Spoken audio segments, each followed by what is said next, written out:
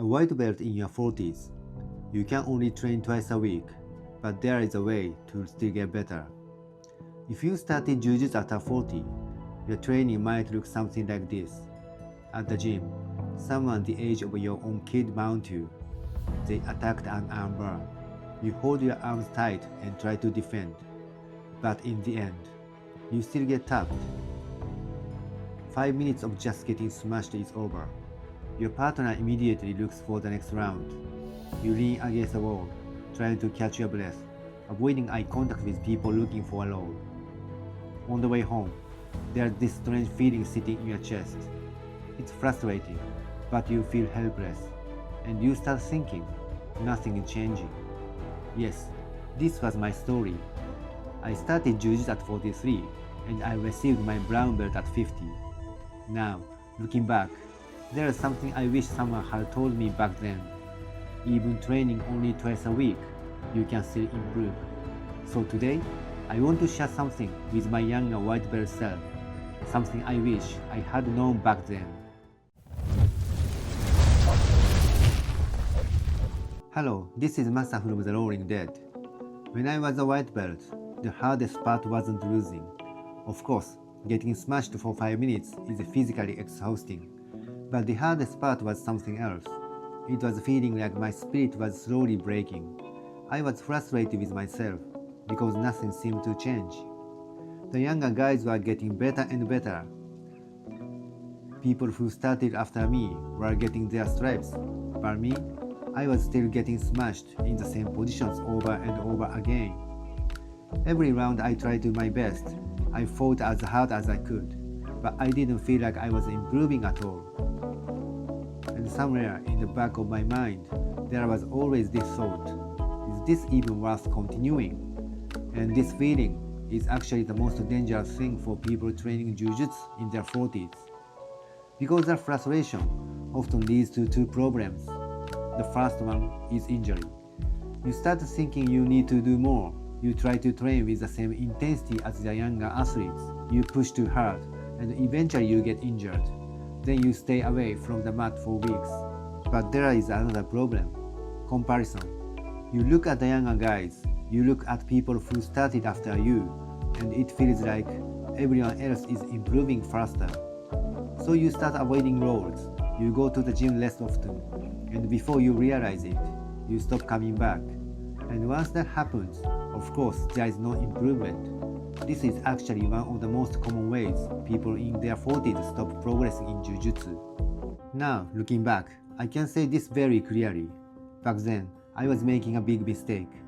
I thought I wasn't improving. I thought nothing was changing. But that wasn't true. If the person I'm today rode with the white belt version of me, I would probably submit him very easily. So, what's the difference? Just one thing: consistency. And there is something else I realized after many years. Back then, there were people who could smash me very easily, but when I look around now, many of them are no longer on the mat. On the other hand, the people who are still training today have become very good.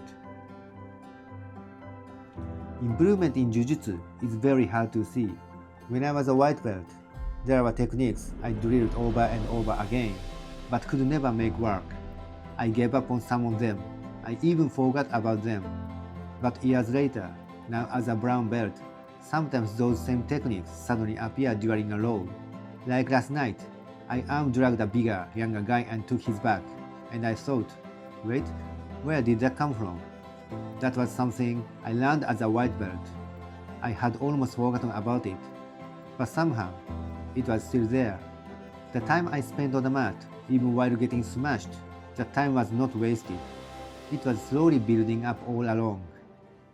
Looking back, there is one thing I'm really glad I did.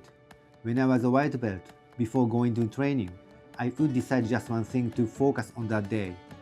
For example, today I will just try to enter the Rahiba. That's it. I didn't have to sweep. I didn't have to get to berimbolo. Just entering the Rahiba more often was enough. Of course, many days I couldn't even get there, and that's okay. Even trying once is enough. Because in Jiu-Jitsu, you get better by experiencing the same situation many times. You get smashed, then you get smashed again. But by the third or fourth time, something starts to feel different. The shape starts to appear. There is another thing I used to do a lot. I feel in my sparring. At first, it's embarrassing. Watching yourself getting smashed is honestly painful. But when you watch the video, you start to notice things you didn't see during the roll. Why did I lose my balance here? Why did he pass my guard? Which grip actually worked? And if possible, write a short note. Before training, write what you want to try. After training, watch the video. Write that didn't work and what actually worked. Then you start to see what you should try next. That becomes the theme for your next training. This simple cycle can accelerate your improvement, even if you train only twice a week. You don't need to rush. You don't have to be the younger guys. Improvement doesn't always show up right away. Sometimes, one day you suddenly realize you've gotten better. That's exactly what happened to me when I was a white belt. All the time I spent on the mat, even while getting smashed, it was building up, little by little. So just come back to the mat next time. That's enough. If you'd like, tell me in the comments. If you are white belt right now, what are you struggling with? And if you are color belt, what would you say to your white belt self? Thank you for watching. Os.